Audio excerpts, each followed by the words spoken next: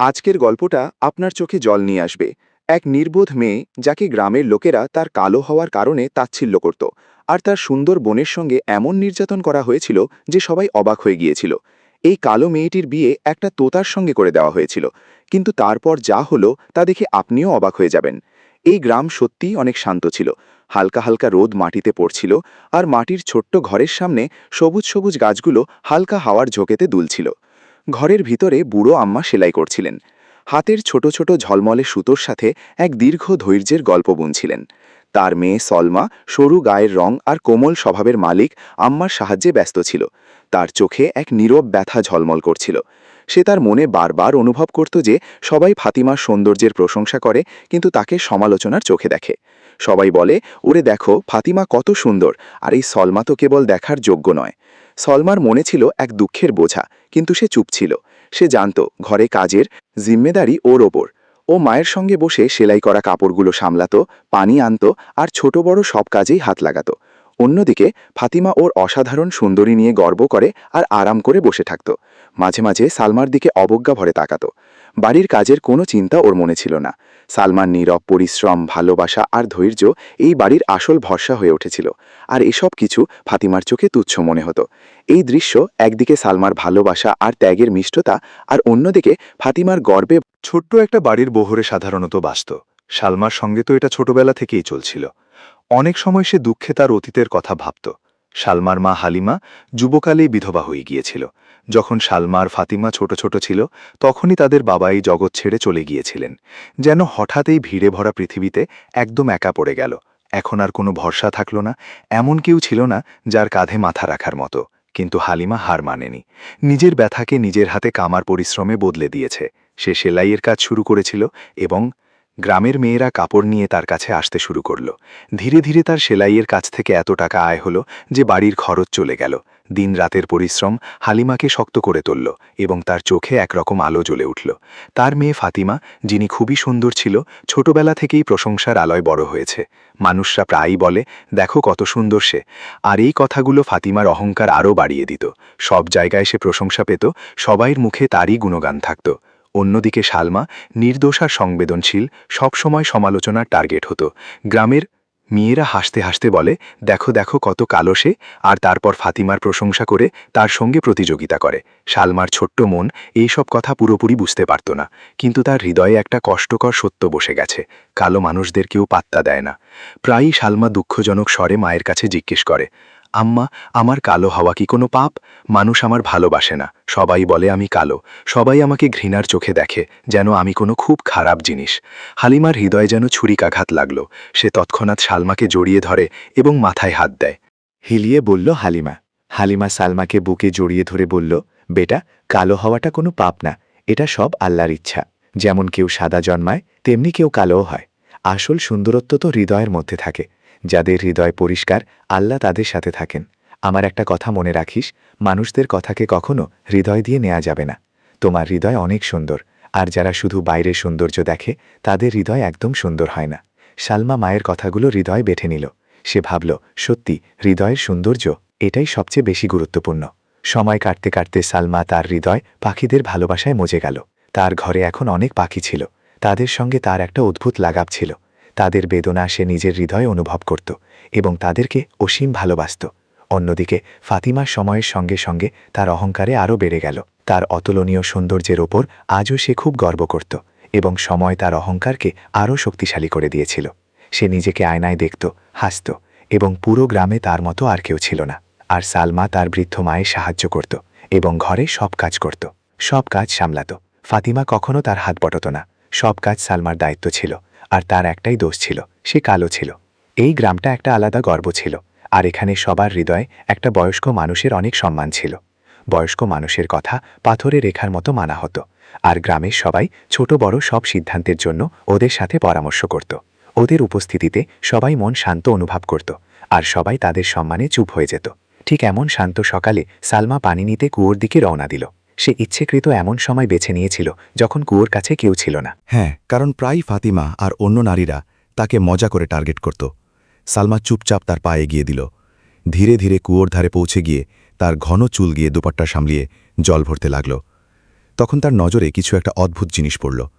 কুয়োর কাছে একটা তোতা আহত অবস্থায় পড়েছিল। তার পাখা ছিনে গেছিল আর চোখে ব্যথার ঝলক ছিল। সালমার মনে একটা অদ্ভুত দুঃখ জাগল। সে তৎক্ষণাৎ এগিয়ে গেল।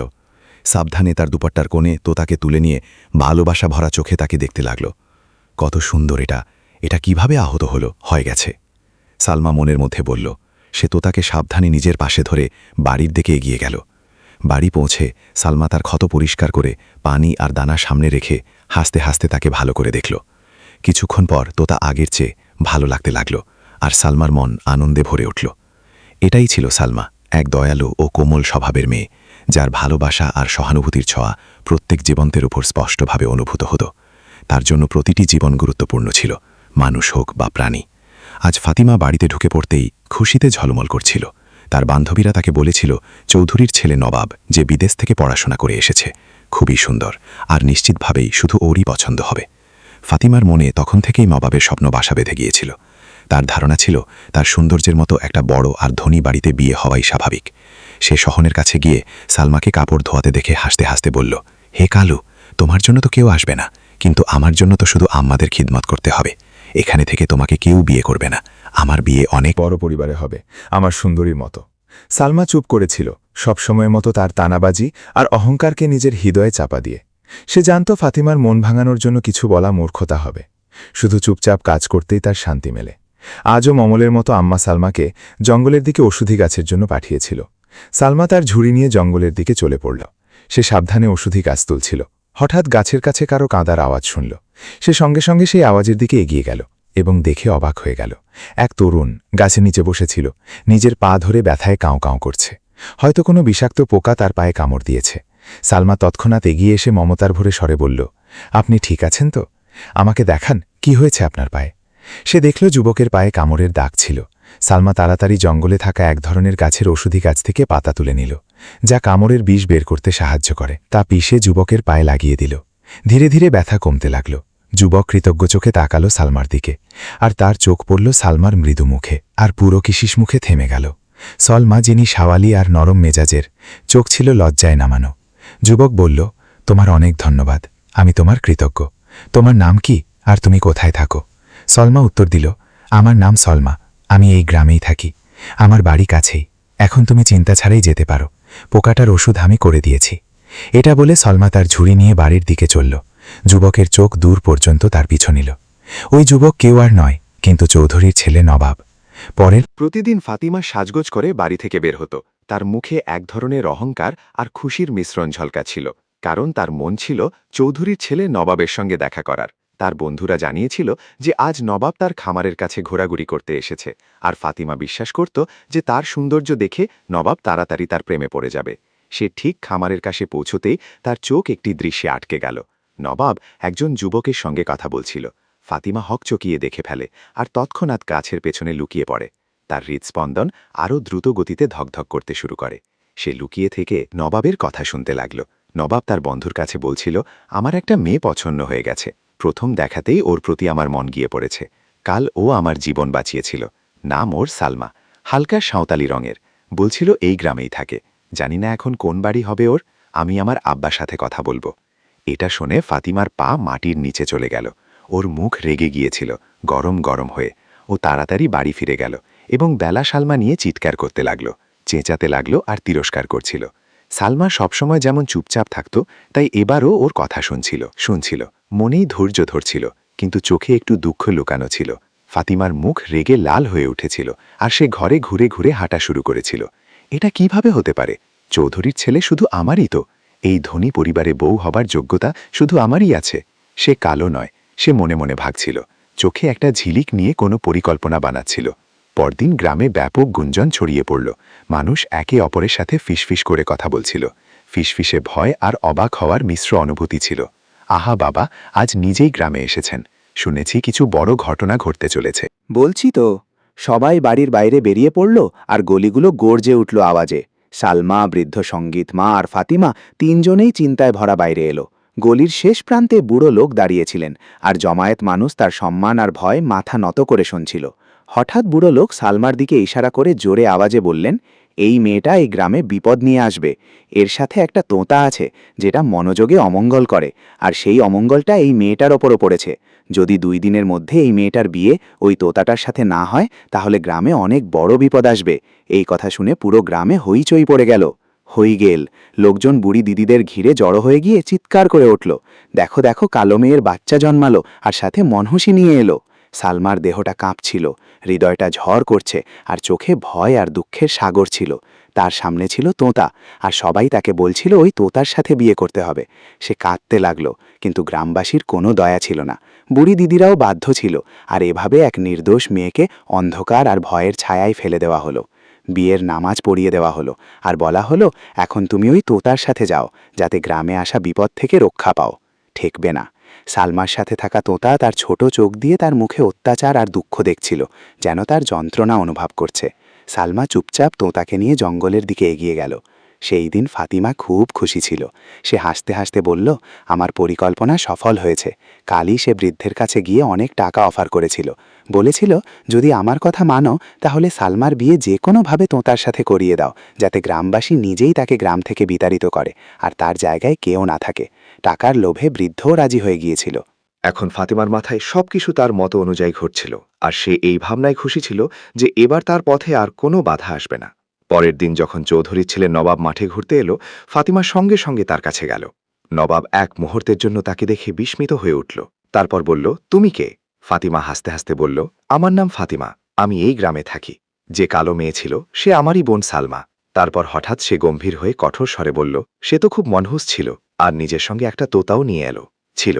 ফাতিমা কথা চালিয়ে বলল, গ্রামের এক বৃদ্ধ বলেছিল, যদি ওকে তোতা পাখির সঙ্গে পাঠানো না হয় তাহলে গ্রামে বড় বিপদ আসবে।